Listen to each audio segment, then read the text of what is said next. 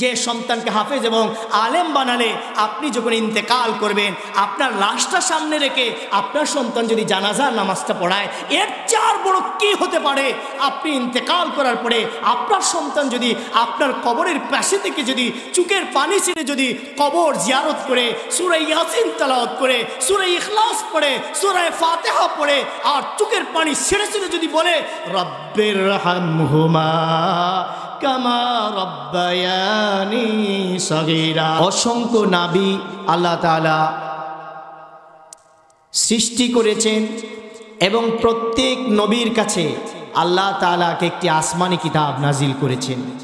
সেই ধারাবাহিকতায় আমাদের নবী বিশ্বনবী মুহাম্মদুর রাসূলুল্লাহ সাল্লাল্লাহু আলাইহি ওয়াসাল্লামের উপর আল্লাহ তাআলা যে আসমানি কিতাব নাজিল করেছেন, এই কিতাবের নাম কি? আল কোরআনুল কারীম। সবাই বলেন এই কিতাবের নাম কি? আল কোরআনুল কারীম।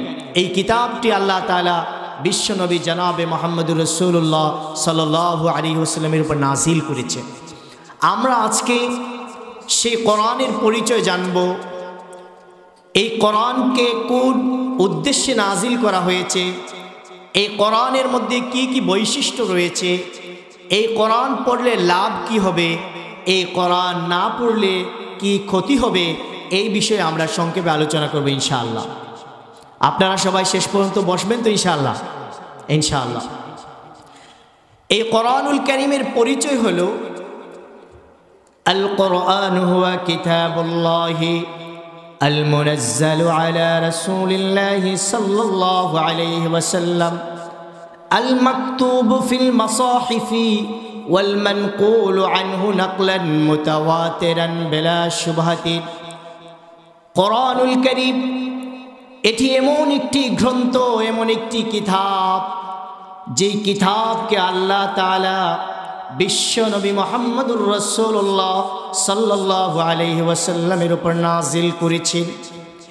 এই কিতাবটি গ্রন্থাকারে আমাদের নিকট এমন ধারাবাহিকভাবে এই কিতাবটি আমাদের পর্যন্ত পৌঁছেছে মুতাওয়াতিরান বিলা শুবহাতিন। এই কিতাবটি বিশ্ব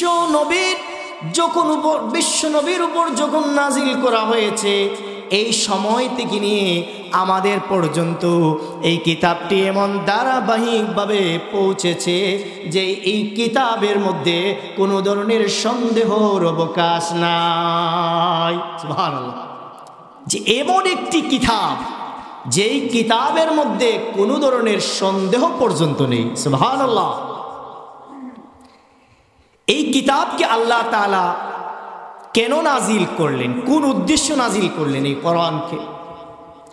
আল্লাহ তাআলা বলেন, কিতাবুন আনজালনাহু ইলাইকা লিতুখরিজান নাসা মিনাজ যুলুমাতি ইলান নূর। আল্লাহ রাব্বুল আলামিন বলেন, এটি এমন একটি কিতাব, যেই কিতাবটা বিশ্ব নবীর উপর নাজিল করা হয়েছে এজন্য যে এই কিতাব তেলাওয়াতের মাধ্যমে, এই কোরআনুল কারীম অনুসরণ করার মাধ্যমে, এই কোরআনুল কারীমের উপর আমল করার মাধ্যমে বান্দা যেন অন্ধকার থেকে আলোর পথে ফিরে আসতে পারে, বান্দা যেন গুনার পথ থেকে ফিরে বান্দা যেন নেক আমলের দিকে আসতে পারে, বান্দা যেন জাহান্নামের পথ থেকে ফিরে জান্নাতের পথে আসতে পারে, বান্দা যেন গোমরাহির পথ ছেড়ে হেদায়েতের পথে আসতে পারে। এই জন্য আল্লাহ তাআলা এই কোরআনুল কারীম নাজিল করেছেন। সুবহানাল্লাহ। তাহলে এই কোরআন আল্লাহ তাআলা নাজিল করেছেন এজন্য যে এই কোরআন যেন মানুষকে অন্ধকার থেকে আলোর পথে নিয়ে আসে।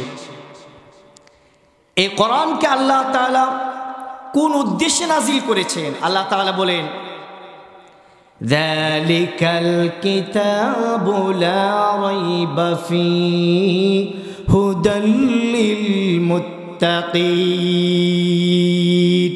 আল্লাহ তাআলা এই কিতাবের মাধ্যমে মুত্তাকিদেরকে, হুদাল লিল মুত্তাকিন, মুত্তাকিদেরকে আল্লাহ তাআলা হেদায়েত দিতে চান, পথ প্রদর্শন করার জন্য আল্লাহ তাআলা এই কোরআন নাজিল করেছেন। সুবহানাল্লাহ। এই কোরআনুল কারীমের কি কি বৈশিষ্ট্য রয়েছে এটা আমরা একটু আলোচনা করব। যে এই কোরআনুল কারীম পৃথিবীর মধ্যে আল্লাহ তাআলা তো আরো আসমানি কিতাব নাজিল করেছেন, তাওরাত, জাবুর, ইনজিল, আরো অনেক গ্রন্থ নাজিল করেছেন। এই কোরআন কি অন্যান্য আসমানি কিতাবের মতো একটি কিতাব? না, এই কোরআনুল কারীমের আলাদা স্বতন্ত্র কোনো বৈশিষ্ট্য রয়েছে? অবশ্যই বৈশিষ্ট্য রয়েছে। এই কোরআনুল কারীমের একটি বৈশিষ্ট্য হলো এই কোরআনুল কারীমের মধ্যে কোনো ধরনের ভুল নাই। বলেন সুবহানাল্লাহ। প্রত্যেক গ্রন্থকার যখন তার একটি বই লিখে, বই লেখার পরে ওই বইয়ের ভূমিকায় লিখে যে আমি এই বইটি লিখতে গিয়ে আমার পক্ষ থেকে অনেক ধরনের ভুল ত্রুটি হয়ে যেতে পারে। যদি আপনাদের কাছে ভুল ত্রুটি ধরা পড়ে তাহলে এগুলো আমাকে ধরিয়ে দিবেন, পরবর্তী সংস্করণে আমি এগুলো শুধরিয়ে নিব। প্রত্যেক লেখক বলে বই লেখার আগে, অর্থাৎ প্রত্যেক লেখক তার বই লিখে শুরুতেই তার দুর্বলতা প্রকাশ করে, ভুল হতেই পারে। কিন্তু এই কোরআনুল কারীমকে আল্লাহ তাআলা এমন একটি কিতাব নাজিল করেছেন, প্রত্যেক গ্রন্থকার, প্রত্যেক লেখক তার বই লেখার শুরুতে নিজের দুর্বলতা প্রকাশ করে, আর আল্লাহ তাআলা এই কোরআনুল কারীমকে নাজিল করেছেন। তার শুরুটা প্রশংসার মাধ্যমে আল্লাহ তাআলা শুরু করেছেন। আল্লাহ বলেন কোরআনুল কারীমের শুরুতেই আল্লাহ তাআলা বলেন আলহামদুলিল্লাহি রাব্বিল আলামিন। সমস্ত প্রশংসা ওই আল্লাহ তাআলার জন্য যিনি তামাম পৃথিবীর প্রতিপালক। আল্লাহ তাআলা ওই কোরআনুল কারীমটা নিজের প্রশংসা দিয়ে শুরু করলেন। এখন এই শুরু করার পরে মনে মনে মানুষের এই ধারণা আসতে পারে অন্য অন্য কিতাবের মতো এই কিতাবে কি কোনো ভুল ত্রুটি রয়েছে? আল্লাহ তাআলা এই আলহামদুলিল্লাহি রাব্বিল আলামিনের এরপরেই আল্লাহ তাআলা সূরা বাকারার শুরুতে বলতেছে যালিকাল কিতাবু লা রাইবা ফীহি। এটি এমন একটি গ্রন্থ, এটি এমন একটি কিতাব যেই কিতাবের কোনো রুকু নয়, পৃষ্ঠা নয়, কোনো আয়াত নয়, এই কিতাবের কোনো শব্দ নয়, এই কিতাবের কোনো অক্ষর নয়, বরং এই কিতাবের কোনো একটা নুকতার মধ্যেও কোনো ধরনের ভুল হওয়ার সম্ভাবনা নেই। সুবহানাল্লাহ। এই কোরআনুল কারীমের একটা নুকতার মধ্যেও কোনো ধরনের লা রাইবা ফি, কোনো ধরনের ভুল হওয়ার সম্ভাবনা নেই, কোনো সন্দেহ নেই। এটা হলো কোরআনুল কারীম। এই কোরআনুল কারীমের আরেকটি বৈশিষ্ট্য হলো পৃথিবীতে যত লেখক বই লিখেছে, প্রত্যেকটা বই যত ভালো বই হোক না কেন, যদি কয়েকবার পড়া হয়ে যায় এই বইটা আর পড়তে ভালো লাগে না। 4-5 বার 10 বার পড়ে আর পড়তে ভালো লাগে না, বিরক্ত লাগে। কিন্তু আল্লাহ সুবহানাহু ওয়া তাআলা এই কোরআনুল কারীমকে এমন একটি কিতাব নাজিল করেছেন যে কোরআনুল কারীম পড়লে শুধু ভালোই লাগে, যে কোরআন পড়লে শুধু মজার মজা লাগে। সুবহানাল্লাহ। আল্লাহ সুবহানাহু ওয়া তাআলা এই কোরআনুল কারীমের আরেকটি বৈশিষ্ট্য বলেন, এই কোরআনুল কারীম জীবন্ত একটি মুজিজা। আল্লাহ সুবহানাহু ওয়া তাআলা সমস্ত নবীদেরকে 3টি জিনিস দিয়েছেন। একটা হলো প্রত্যেক নবীকে ওহীর জ্ঞান দিয়েছেন, প্রত্যেক নবীকে হুসনে খুলক দিয়েছেন, প্রত্যেক নবীকে আল্লাহ তাআলা মুজিজা দিয়েছেন। হযরত মূসা আলাইহিস সালাতু ওয়াস সালামকে আল্লাহ তাআলা একটি মুজিজা দিয়েছিলেন, লাঠি। হযরত মূসা আলাইহিস সালাম ফেরাউনের জাদুঘরদের সাথে যখন মোকাবেলা করেছেন, ফেরাউনের জাদুকরেরা তাদের জাদুবিদ্যা প্রদর্শন করলো, অর্থাৎ তাদের বিভিন্ন সাপ, বিচ্ছু, বিভিন্ন ধরনের প্রাণী হযরত মূসা আলাইহিস সালাতু ওয়াস সালামের দিকে যখন এগিয়ে আসলো, আল্লাহ তাআলা হযরত মূসা আলাইহিস সালামকে বলেন, ওয়ামা তিলকা বিয়ামিনিকা ইয়া মূসা, হে মূসা তোমার হাতে এটা কি? হযরত মূসা বলেন, এটা আমার হাতে একটি লাঠি। আল্লাহ তাআলা বলেন, মূসা এটা জমিনে নিক্ষেপ করো। হযরত মূসা যখন জমিনে নিক্ষেপ করলেন, হযরত মূসার ওই লাঠিটা সাপে পরিণত হয়ে গেল। সুবহানাল্লাহ। হযরত মূসা ওই লাঠি মার্কা সাপ ফেরাউনের সমস্ত জাদুঘরদের সবগুলো জাদুগুলো খেয়ে ফেলেছে। আল্লাহ তাআলা হযরত মূসা আলাইহিস সালামকে ওই লাঠি দিয়েছিলেন। ওই লাঠি ছিল একটা বিশাল বড় মুআজিজা। লাঠি হাত থেকে ছেড়েছেন, লাঠি সাপ হয়ে গেছে। ওই লাঠি দিয়ে যখন পানির মধ্যে নিক্ষেপ করেছেন, ওই পানির মধ্যে রাস্তা হয়ে গিয়েছে। এইভাবে আল্লাহ তাআলা হযরত দাউদ নবীকে একটি মুআজিজা দিয়েছিলেন। সেই মুআজিজা হলো হযরত দাউদকে আল্লাহ তাআলা সুন্দর একটি কণ্ঠ দিয়েছিলেন। হযরত দাউদ আলাইহিস সালাম যখন জাবুর শরীফ তেলাওয়াত করতেন, কণ্ঠটা এত সুন্দর ছিল, যখন তিনি জাবুর তেলাওয়াত করতেন আকাশের উড়ন্ত পাখিগুলো তাদের উড়াল বন্ধ করে হযরত দাউদ নবীর জাবুর শরীফ তেলাওয়াত মনোযোগ দিয়ে শুনত। সুবহানাল্লাহ। আল্লাহ তাআলা হযরত ঈসা আলাইহিস সালাতু ওয়াস সালামকে একটি মুআজিজা দিয়েছিলেন। হযরত ঈসা যখন কোনো জন্মান্ধ লোকের চেহারার মধ্যে হাত বুলিয়ে দিতেন, চোখের মধ্যে হাত বুলিয়ে দিতেন, ওই হযরত ঈসা আলাইহিস সালামের হাত দেওয়ার সাথে সাথে ওই জন্মান্ধ ব্যক্তিটি ভালো হয়ে যেত, তার চোখ দিয়ে সব কিছু দেখতে পারত। সুবহানাল্লাহ। আল্লাহ তাআলা এইভাবে আমাদের নবী, বিশ্ব নবী জনাবে মুহাম্মদুর রাসূলুল্লাহ সাল্লাল্লাহু আলাইহি ওয়াসাল্লামকে 3000-এর উপর মুআজিজা দিয়েছেন। প্রত্যেক নবীকে আল্লাহ তাআলা মুআজিজা দিয়েছেন, কিন্তু নবীগণ যখন দুনিয়া থেকে চলে গেছেন তাদের মুআজিজাও সাথে নিয়ে গেছেন। হযরত মূসা আলাইহিস সালাম চলে গেছেন, তার মুআজিজার লাঠি নেই। এখন লাঠি মাটিতে ছাড়লে সাপ হবে না। হযরত ঈসা আলাইহিস সালাম দুনিয়া থেকে চলে গেছেন, তার মুআজিজা আর বর্তমানে নাই। কিন্তু আল্লাহ তাআলা বিশ্ব নবী জনাবে মুহাম্মদুর রাসূলুল্লাহ সাল্লাল্লাহু আলাইহি ওয়াসাল্লামকে যত মুআজিজা দিয়েছিলেন, এর মধ্যে সবচেয়ে বড় মুআজিজা হলো আল্লাহ তাআলা হযরতে মুহাম্মদুর রাসূলুল্লাহ সাল্লাল্লাহু আলাইহি ওয়াসাল্লামকে আল্লাহ তাআলা কোরআন দিয়েছিলেন। এই কোরআন হলো জীবন্ত মুআজিজা। এই কোরআন কিয়ামত পর্যন্ত বিশ্ব নবী চলে গেছেন, কিন্তু এই কোরআনুল কারীমের মুআজিজা চলে যায় নাই।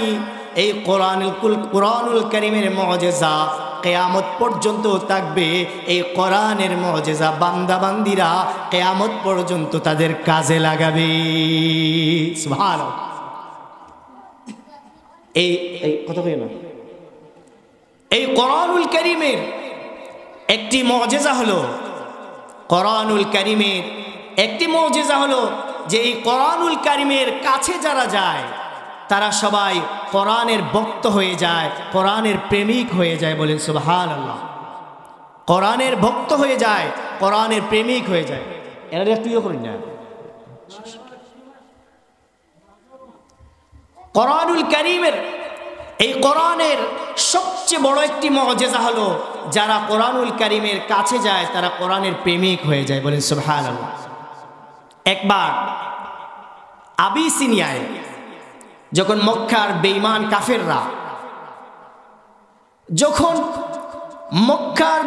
কাফেররা বিশ্ব নবী মুহাম্মদুর রাসূলুল্লাহ সাল্লাল্লাহু আলাইহি ওয়াসাল্লাম এবং সাহাবীদের উপর প্রচুর নির্যাতন শুরু করে দিল।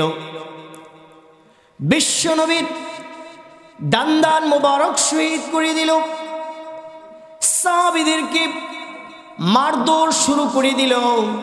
হযরতে বেলালকে উত্তপ্ত মরুভূমির মধ্যে ফেলে টানা হেচড়া করলো। হযরতে আম্মার রাদিয়াল্লাহু তাআলা আনহুকে জ্বলন্ত অঙ্গারের মধ্যে শুয়ে রেখে নির্যাতন করলো। হযরত সুমাইয়া রাদিয়াল্লাহু তাআলা আনহার লজ্জাস্থানে বর্ষা নিক্ষেপ করে তাকে শহীদ করে দেওয়া হলো। এইভাবে সাহাবীদেরকে যখন তারা কষ্ট দেওয়া শুরু করলো, আল্লাহর নবীকে যখন তারা মারার জন্য প্রস্তুতি নিল, বিশ্ব নবী তখন সাহাবীদেরকে বললেন, তোমরা আবিসিনিয়ায় হিজরত করো। আল্লাহ নবীর এই নির্দেশে সাহাবীদের ৮৩ জনের একটি নর নারীর কাফেলা আবিসিনিয়ায় হিজরত করেছে। আবিসিনিয়ার বাদশাহ নাজাশী বাদশাহ ছিলেন, অত্যন্ত ভালো একজন বাদশাহ ছিলেন। যখন মক্কার বেঈমান কাফিররা জানতে পেরেছে আবিসিনিয়ার বাদশাহ সাহাবীদেরকে আশ্রয় দিয়েছে, মক্কার বেঈমান এবং কাফেররা একটি বাহিনীকে, একটি দূতকে প্রেরণ করলো আবিসিনিয়ায়, যাতে আবিসিনিয়ায় যে সমস্ত সাহাবা একরাম আশ্রয় নিয়েছে তাদেরকে যেন ফিরাইয়া নিয়ে আসে। যাওয়ার সময় তার সাথে অনেক পুরস্কার নিয়ে গেল, বাদশার জন্য অনেক উপঢৌকন নিয়ে গেল, বাদশার জন্য হাদিয়া তোহফা নিয়ে গেল।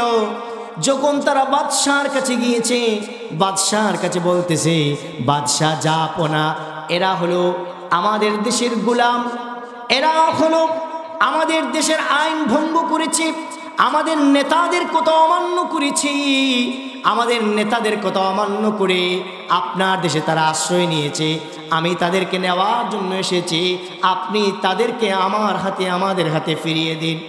আবিসিনিয়ার বাদশা বললেন, ঠিক আছে, তোমরা তাদেরকে নিতে চাও, কিন্তু আমি তাদের কাছ থেকে তাদের বক্তব্য শুনতে চাই। আবিসিনিয়ার বাদশা বললেন, তোমাদের মধ্যে তোমাদের নেতাকে? তাদের মধ্যে নেতা ছিলেন হযরতে জাফর রাদিয়াল্লাহু তাআলা আনহু। আবিসিনিয়ার বাদশা বললেন, জাফর তুমি বলো, তারা তোমাদের সম্পর্কে যা বলছে তাদের এই বক্তব্যগুলো কি ঠিক বলেছে? হযরতে জাফর রাদিয়াল্লাহু তাআলা আনহু বললেন, আবিসিনিয়ার বাদশা জাপনা,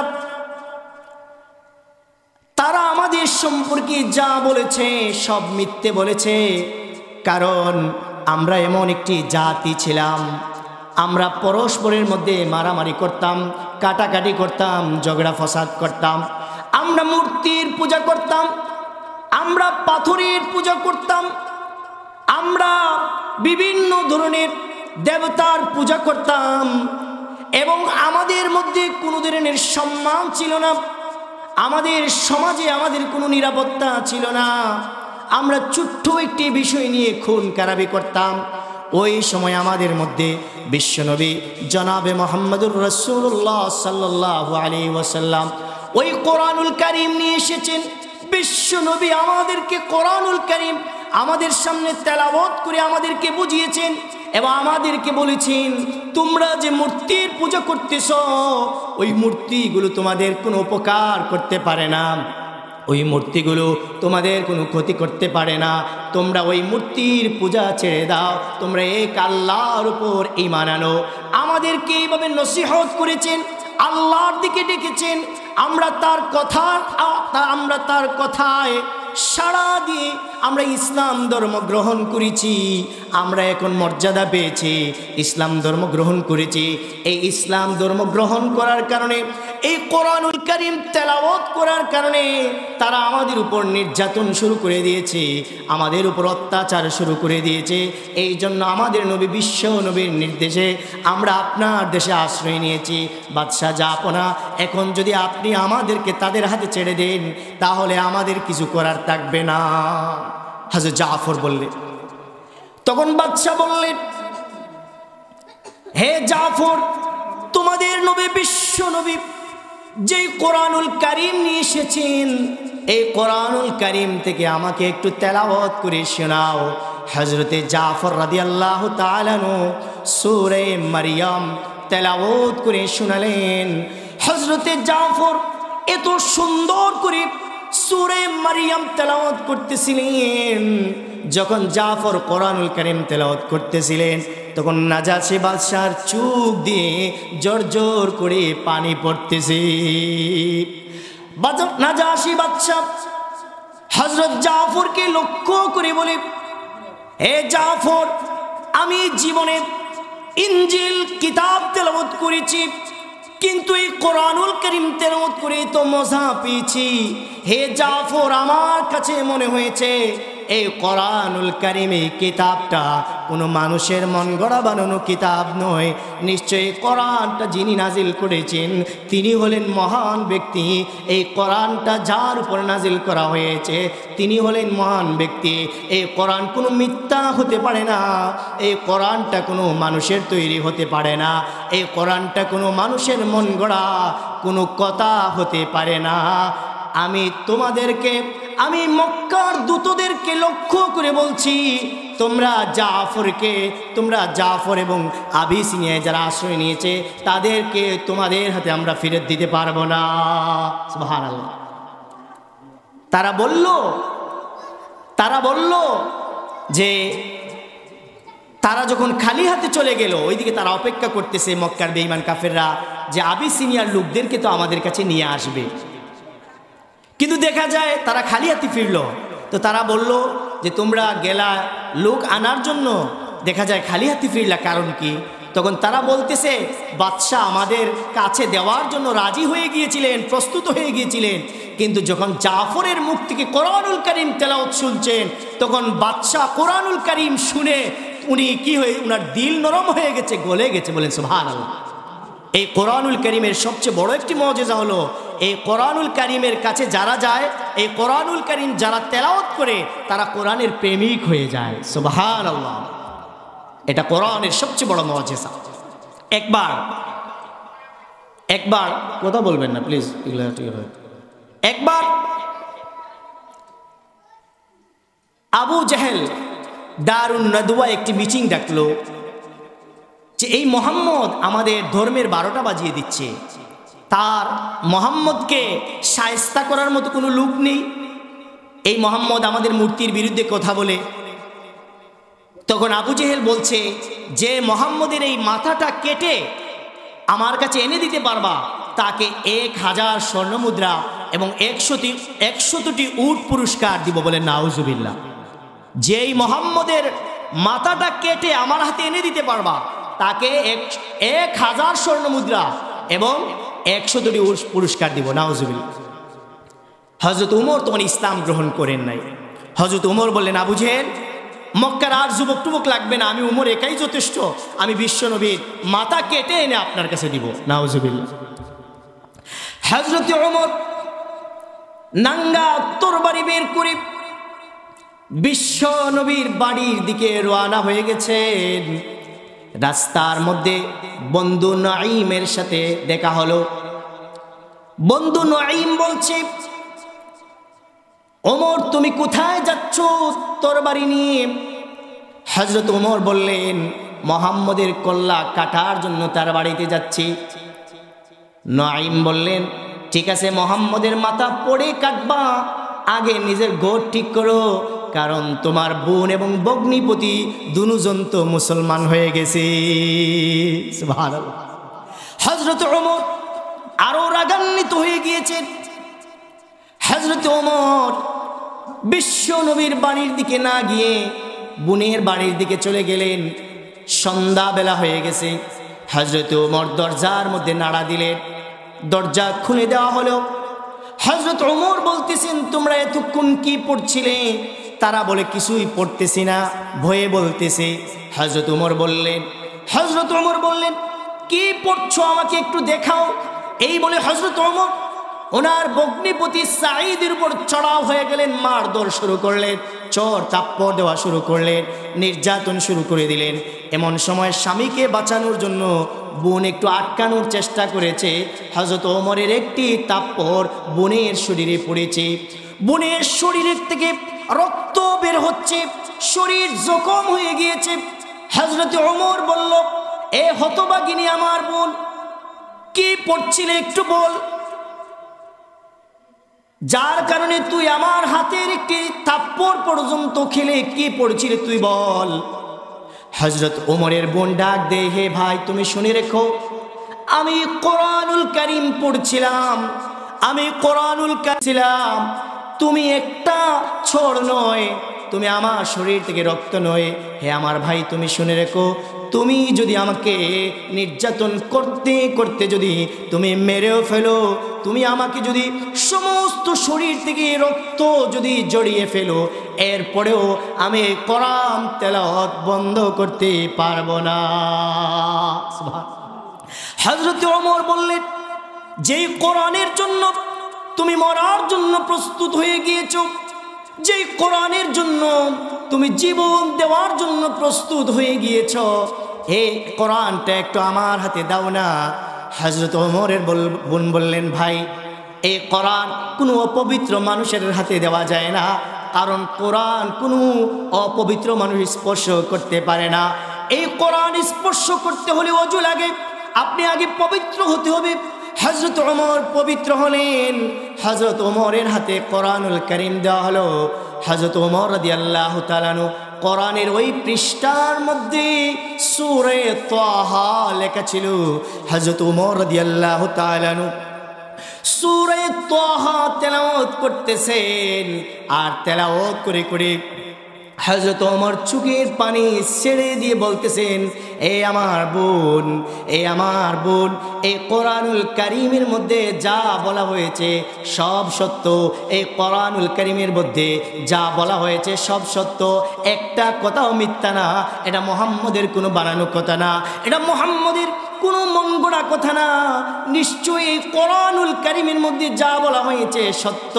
এ বোন, তুই আর দেরি করিস না, যা বিশ্ব নবীর দরবারে আমারে নিয়ে যা, আমি বিশ্ব নবীর দরবারে গিয়ে কালিমা পড়ে আমাকে মুসলমান বানিয়ে দে। হযরত ওমর বিশ্ব নবীর দরবারে গেলেন, দরজায় নাড়া দিলেন। সাহাবীরা দরজার ফাঁক দিয়ে দেখতেছেন হযরত ওমর এসেছেন। সাহাবীরা ভয় পেয়ে গেলেন, ইয়া রাসূলুল্লাহ, হযরত ওমরের হাতে তরবারি, মনে হয় আমাদেরকে মারার জন্য হযরত ওমর এসেছে। আল্লাহ নবী বললেন, তোমরা ভয় পেও না, হযরত ওমরকে আসতে দাও। হযরত ওমর যখন বিশ্ব নবীর সামনে গেলেন, হযরত ওমর তরবারিটা আল্লাহ নবীর পায়ের কাছে রেখে মাথাটা নিচু করে আল্লাহ নবীকে বললেন, আল্লাহ নবী গো, আমি আপনাকে মারার জন্য আসি নাই, আমি এসেছি আপনার হাতে কলিমা পড়ে মুসলমান হয়ে যাওয়ার জন্য এসেছি। আল্লাহ নবী আর দেরি করেন, আমাকে পড়ান, আশহাদু আল্লাহ ইলাহা ইল্লাল্লাহু ওয়াহদাহু লা শারীকা লাহু ওয়া আশহাদু আন্না মুহাম্মাদান আবদুহু ওয়া রাসূলুহু। এই কালিমা পড়ে হযরত ওমর মুসলমান হয়ে গেলেন। সুবহানাল্লাহ।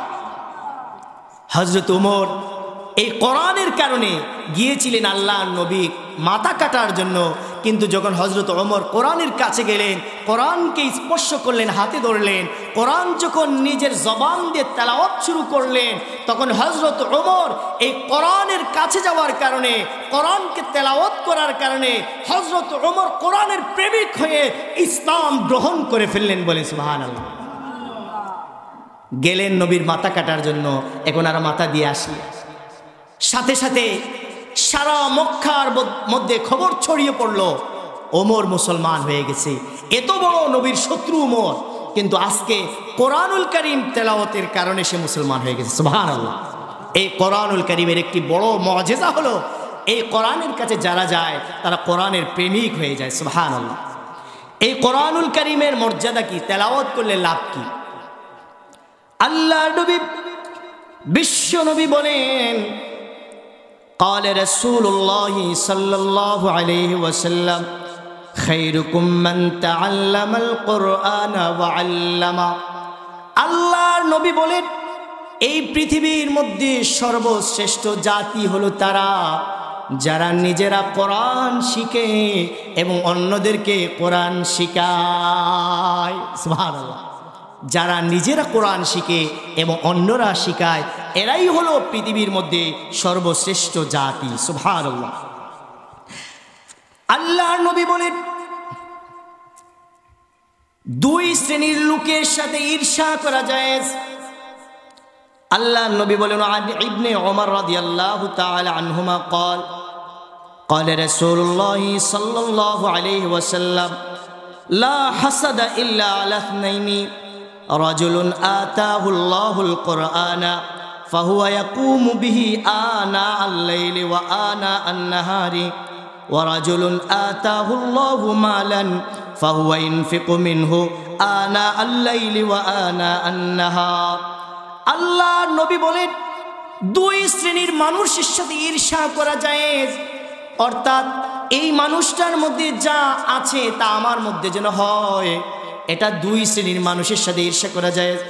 আল্লাহর নবী বলেন, রাজুলুন আতাহুল্লাহুল কোরআন, একজন ব্যক্তি হলো এমন ব্যক্তি যেই ব্যক্তিকে আল্লাহ তাআলা কোরআনুল কারীমের জ্ঞান দিয়েছেন, আর ওই ব্যক্তি রাতে এবং দিনে যখনই সময় পায় কোরআন তেলাওয়াত করে, যখনই সময় পায় কোরআনুল কারীমটা তেলাওয়াত করে, যখনই সময় পায় কোরআনকে বুকের সাথে জড়ায়া ধরে মাগরিবের পরে কোরআন তেলাওয়াত করে, ফজরের পরে কোরআন তেলাওয়াত করে, দুপুরেও কোরআন তেলাওয়াত করে, সন্ধ্যায় কোরআন তেলাওয়াত করে।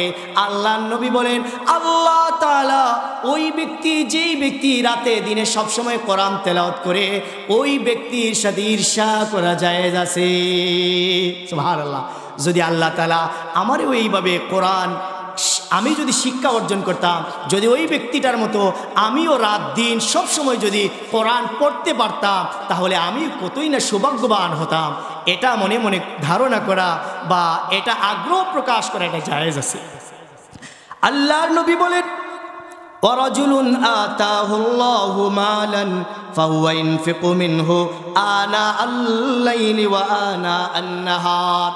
আল্লাহর নবী বলেন, আর ওই ব্যক্তি, যেই ব্যক্তিকে আল্লাহ তাআলা বিশাল সম্পদ দিয়েছেন, ধন দিয়েছেন, আর ওই ব্যক্তি তার সম্পদগুলো আল্লাহর রাস্তায় খরচ করে, মসজিদে দান করে, মাদ্রাসায় দান করে, দ্বীনি কাজে দান করে, যাকাত দেয়, হজ করে, ফিতরা দেয়, কোরবানি করে, এবং গরিব মিসকিনদেরকে, অসহায়দেরকে দান করে, সদকা করে। আল্লাহর নবী বলেন, ওই ব্যক্তির সাথে ঈর্ষা করা জায়েজ আছে। সুবহানাল্লাহ। আল্লাহর নবী সাল্লাল্লাহু আলাইহি ওয়াসাল্লাম, আল্লাহর নবী সাল্লাল্লাহু আলাইহি ওয়াসাল্লাম বলেন যে এই কোরআনের এত সম্মান, এত মর্যাদা, যে এই কোরআনুল কারীম যদি কেউ তেলাওয়াত করে, এই কোরআনুল কারীমকে যদি কেউ নিজের সংবিধান বানিয়ে নেয়, এই কোরআনুল কারীমের উপর যদি কেউ আমল করে, এই কোরআনুল কারীম অনুযায়ী যদি কেউ নিজের জীবনটা চালায়, আল্লাহর নবী বলেন, আল্লাহ তাআলা ওই ব্যক্তিকে জিরো থেকে হিরো বানান। সুবহানাল্লাহ। জিরো থেকে হিরো বানান। আর যেই ব্যক্তি কোরআনের অবমাননা করে, কোরআনের অমর্যাদা করে, কোরআন তেলাওয়াত করে না, কোরআনের বিপক্ষে অবস্থান করে, আল্লাহর নবী বলেন ওই ব্যক্তিকে আল্লাহ তাআলা হিরো থেকে জিরো বানান। হিরো থেকে জিরো বানান। নাউজুবিল্লাহ। এই কোরআন মানুষকে উপরে উঠায়, কোরআনের পক্ষে থাকলে মানুষকে কোরআন উপরে উঠায়, আর কোরআনের বিপক্ষে গেলে এই কোরআন মানুষকে নিচে নামায়। আল্লাহর নবী বলেন, عن عمر بن الخطاب رضي الله تعالى عنه أن النبي صلى الله عليه وسلم قال إن الله يرفع بهذا الكتاب أقواما ويدع به آخرين। আল্লাহ নবী বলেন, নিশ্চয় আল্লাহ তাআলা এই কোরআনুল কারীমের মধ্যে কোনো জাতির সম্মান বাড়িয়ে দেন, আর এই কোরআনের মাধ্যমে কোনো জাতির আল্লাহ তাআলা ইয়াদাউ বিহি আখিরিন লাঞ্ছিত করে।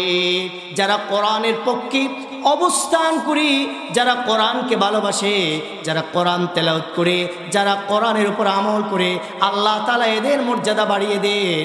আর যারা কোরআনের অবমাননা করে, কোরআন তেলাওয়াত করে না, কোরআনের উপর আমল করে না, আল্লাহ তাআলা তাদেরকে লাঞ্ছিত, অপমানিত করে। নাউজুবিল্লাহ। এই কোরআনুল কারীম তেলাওয়াত করলে, আমল করলে আল্লাহ তাআলা মর্যাদা বাড়িয়ে দেন। কেমন মর্যাদা বাড়িয়ে দেন? আল্লাহর নবী নিজে বলেন, وعن علي بن أبي طالب رضي الله تعالى عنه قال قال رسول الله صلى الله عليه وسلم من قرأ القرآن فاستظهره وأحل حلاله وحرم حرامه أدخله الله به الجنة وشفعه في 10 من أهل بيته كلهم قد وجبت له النار।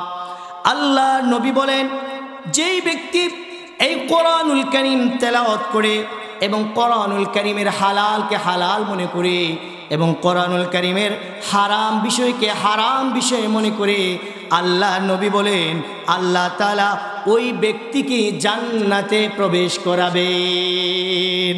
সুবহানাল্লাহ।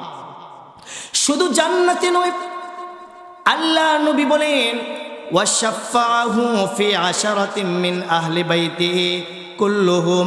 আল্লাহ নবী বলেন শুধু জান্নাতে প্রবেশ নয়, বরং আল্লাহ তাআলা তাদেরকে শাফাআতি সুযোগ দিবেন। ওই কোরআনুল কারীম তেলাওয়াতকারী কিয়ামতের দিন সে নিজে সুপারিশ করে এমন 10 জন ব্যক্তিকে জান্নাতে নিয়ে যাবে যে 10 জন ব্যক্তির উপর জাহান্নাম ওয়াজিব করা হয়েছিল। এই জাহান্নামের উপযুক্ত 10 জন ব্যক্তিকে সুপারিশ করে একজন হাফেজে কোরআন, একজন কোরআন তেলাওয়াতকারী সুপারিশ করে জান্নাতে নিয়ে যাবে। সুবহানাল্লাহ। হাফিজে কোরআনের কত দাম, কোরআন তেলাওয়াতকারীর কত দাম। কিয়ামতের দিন এমনও আছে যে যাদের উপর পরিবারের 10 জনের উপর এমন 10 জন যাদের উপর জাহান্নাম ওয়াজিব হয়ে গেছে, মানে তাদের ফয়সালা হয়ে গিয়েছে তারা জাহান্নামে যাবে, তারা বলবে আল্লাহ এরা তো আমার মা, এরা তো আমার বাবা, এরা তো আমার ভাই, এরাই আমার কোরআন শিখাইছে, এরাই আমার হাফিজে কোরআন বানাইছে, এরাই আমার আলেম বানাইছে। আমি হাফেজ হয়ে, আমি আলেম হয়ে, আমি কোরআন তেলাওয়াত করে আমি জান্নাতে যাব, আর আমার মা বাবা জাহান্নামে যাবে, আমার ভাই বোন জাহান্নামে যাবে। আল্লাহ এটা হতে পারে না। আমি আপনার কাছে সুপারিশ করছি, আল্লাহ তুমি আমার মা বাবা ভাই বোন সহ 10 জনকে তুমি জান্নাতে আমার সাথে দিয়ে দাও। সুবহানাল্লাহ। আল্লাহ তাআলা বলবেন যাও জান্নাতে 10 জনকে নিয়ে যাও। সুবহানাল্লাহ। যারা কোরআন তেলাওয়াত করে তাদের কতটুকু মর্যাদা। আল্লাহর নবী বলেন قال رسول الله صلى الله عليه وسلم يقال لصاحب القرآن اقرأ وارتقي ورتل كما كنت ترتل في الدنيا فإن منزلتك عند آخر آية تقرأها। কোরআনুল কারীম যারা তেলাওয়াত করে, যারা হাফেজ কোরআন হয়েছে, যারা সারা জীবন কোরআন তেলাওয়াত করেছে, কিয়ামতের দিন আল্লাহ রাব্বুল আলামিন জান্নাতে তাদেরকে বলবেন তোমরা কোরআনুল কারীম তেলাওয়াত করো। যেইভাবে দুনিয়াতে তোমরা ধীরে ধীরে কোরআনুল কারীম তেলাওয়াত করতে, আজকেও তোমরা এইভাবে কোরআন তেলাওয়াত করো আর এক একটি আয়াত পড়ো, আর জান্নাতের এক একটি সিঁড়ি উপরে উঠতে থাকো। সুবহানাল্লাহ।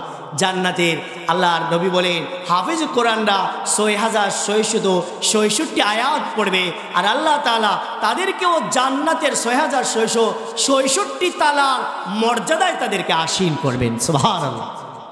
এই কোরআনুল কারীম তেলাওয়াত করলে এত ফজিলত, যারা কোরআনুল কারীম তেলাওয়াত করে এদের মা বাবাকে আল্লাহ তাআলা এদিন কি মর্যাদা দিবেন।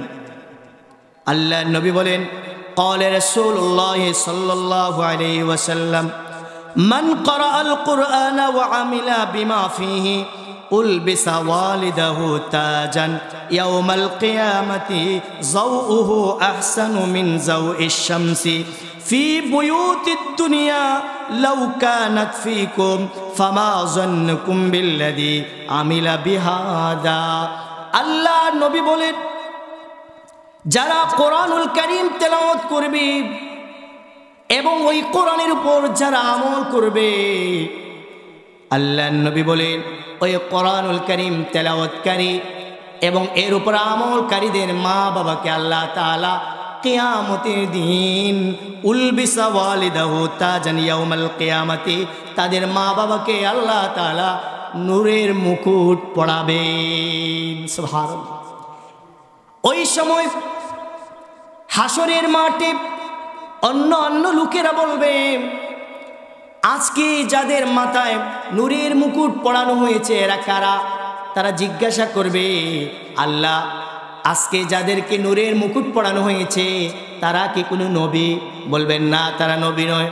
তারা জিজ্ঞাসা করবে, তাহলে তারা কি কোনো শহীদ?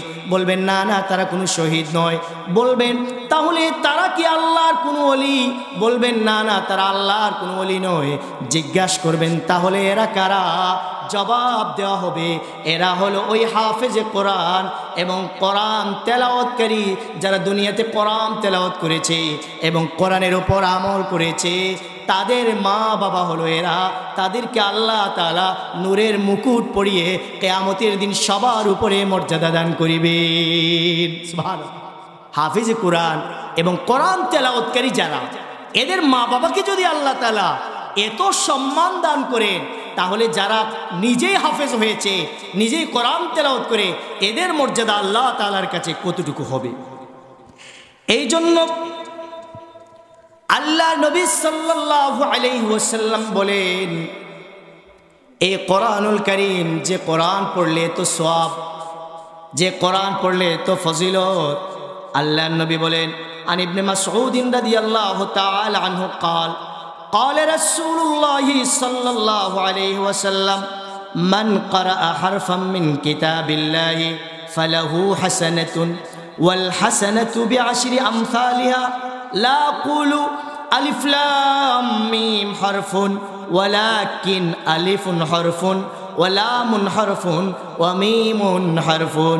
আল্লাহ নবী বলেন, মান কারা হারফাম মিন কিতাবিল্লাহ, যে ব্যক্তি আল্লাহ তাআলার কোরআনুল কারীমের একটা অক্ষর পড়বে, একটা অক্ষর পড়বে, ফালাহু হাসানাতুন ওয়াল হাসানাতু বিআশরি আমসালিহা। আল্লাহ তাআলা কোরআনুল কারীমের একটি অক্ষর পড়ার বিনিময়ে আল্লাহ তাআলা তার আমলনামায় 10টি নেকি দান করিবেন। আল্লাহ নবী বলেন, লা কুলু আলিফ লাম মিম। আল্লাহ নবী বলেন, আমি বলি না যে আলিফ লাম মিম এটা একটি অক্ষর, এটা বলি না, বরং হারফুন, আলিফ লাম মিম হারফুন, এটা আমি একটা অক্ষর, এটা বলি না। ওয়ালাকিন, বরং আলিফুন হারফুন, আলিফ একটি অক্ষর, ওয়া লামুন হরফুন, লাম একটি অক্ষর, ওয়া মিমুন হরফুন অক্ষর। তাহলে আলিফ লাম মিম, আলিফ একটি অক্ষর, লাম একটি অক্ষর, মিম একটি অক্ষর, এখানে 3টি অক্ষর রয়েছে।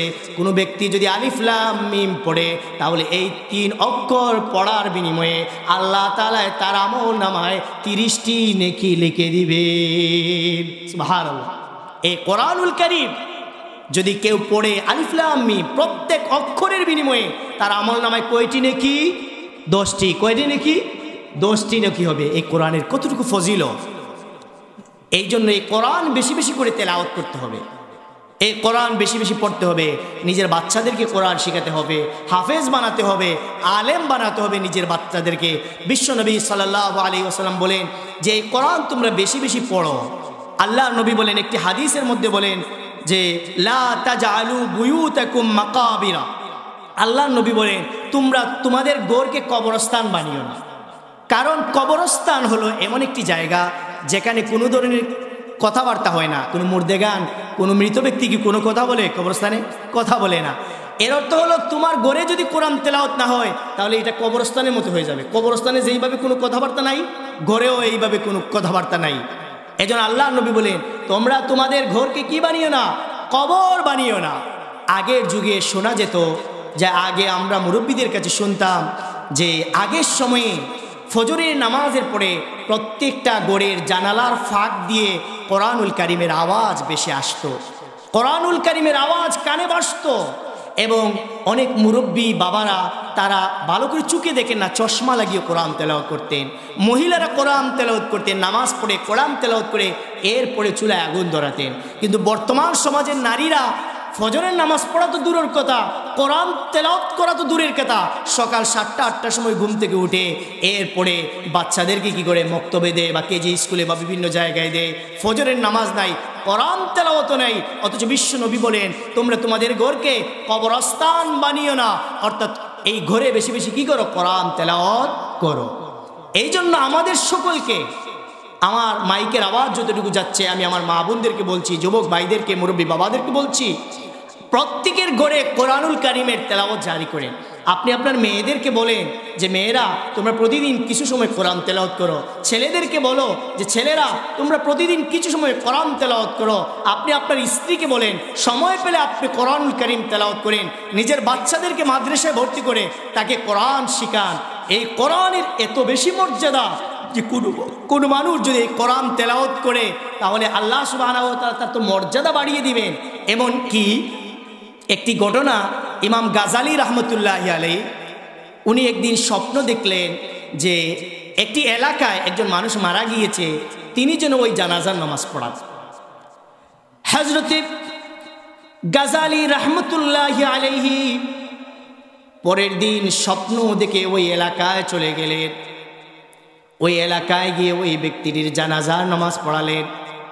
হযরত ইমাম গাজালি রহমতুল্লাহি আলাইহি যখন ওই ব্যক্তিটাকে কবরে নামালেন, দাফন করলেন, তখন দেখা যায় ওই ব্যক্তির কবর থেকে জান্নাতের ঘ্রাণ আসতেছে, সুঘ্রাণ। সুবহানাল্লাহ। ইমাম গাজালি রহমতুল্লাহ আলাইহি বললেন এই ব্যক্তি একজন সাধারণ ব্যক্তি, যিনি একজন খামার ছিল। এই ব্যক্তি এত মর্যাদা তার কিভাবে হলো যে কবরে নামানোর সাথে দাফন করার সাথে সাথে কবর থেকে জান্নাতের সুঘ্রাণ আসতেছে? তার আমলটা কি ছিল? ইমাম গাজালি রহমতুল্লাহ আলাইহি তার স্ত্রীর কাছে গেলেন, স্ত্রীকে জিজ্ঞাসা করলেন তোমার স্বামীর এমন কি আমল ছিল যার কারণে তার কবর থেকে জান্নাতের সুঘ্রাণ আসতেছে? স্ত্রী ডাক দিয়ে বলেন আমার স্বামীর তেমন কোনো আমল ছিল না, সারাদিন কাজ করতেন, সন্ধ্যাবেলায় যখন বাড়িতে আসতেন এশার নামাজ পড়ে কোরআনুল কারীমটা হাতে নিতেন আর কোরআনুল কারীমের পৃষ্ঠাটা উল্টে এভাবে প্রত্যেক আয়াতে হাত ধরতেন আর বলতেন আল্লাহ তাআলা তুমি এই কোরআনের মধ্যে যা বলেছ সব সত্য বলেছ। আল্লাহ তাআলা এই কোরআনের মধ্যে তুমি যা বলেছ সব সত্য বলেছ। আর চোখের পানি ছেড়ে দিয়ে বলতেন আল্লাহ আমি কোরআন তেলাওয়াত করতে পারি না, কোরআন তেলাওয়াত করতে জানি না, কিন্তু আল্লাহ তাআলা তুমি কোরআনের মধ্যে যা বলেছ সব সত্য বলেছ। এই বলে কোরআনুল কারীমকে বুকের সাথে জড়ায় ধরতেন, কোরআনুল কারীমকে নিয়ে চুমু খাইতেন, কোরআনুল কারীমকে বুকের সাথে জড়ায়া চোখের পানি ছেড়ে ছেড়ে আর কেঁদে কেঁদে বলতেন আল্লাহ এই কোরআনুল কারীমের মধ্যে তুমি যা বলেছ সব সত্য বলেছ। এটা ছিল আমার স্বামীর আমল। ইমাম গাজালি রহমতুল্লাহি আলাইহি বলেন মারে তোমার স্বামী এই আমলের কারণে আল্লাহ তাআলার কাছে এত বেশি পছন্দ হয়েছে। আল্লাহ তাআলা এই কোরআনুল কারীমকে সম্মান করার কারণে, এই কোরআনুল কারীমকে বুকের সাথে জড়ায়া আদর করার কারণে আল্লাহ তাআলা এর বিনিময়ে তোমার স্বামীকে মাফ করে দিয়েছেন, যার কারণে তার কবর থেকে জান্নাতের সুঘ্রাণ ভেসে এসেছে। সুবহানাল্লাহ। এই জন্য এই কোরআনুল কারীমকে মর্যাদা দিতে হবে। শুধু ঘরে বস্তুনির ভিতরে রেখে আর শোকেসের উপরে রেখে এই কোরআনকে অমর্যাদা করবে না। অনেক ঘরে আছে মাস যায় সপ্তাহ যায় কোরআনুল কারীম তেলাওয়াত করে না। আপনারা আপনাদের মহিলাদেরকে, মেয়েদেরকে, স্ত্রীদেরকে, বোনদেরকে, আপনারা যারা আত্মীয় স্বজন আছেন ছেলেদেরকে সবাইকে বলবেন তারা যেন কোরআন তেলাওয়াত করে এবং নিজেদের সন্তানদেরকে মাদ্রাসায় পড়াবেন, সেখানেও তারা যেন কোরআন তেলাওয়াত শিখতে পারে, হাফিজ কোরআন হতে পারে, আলেম হতে পারে।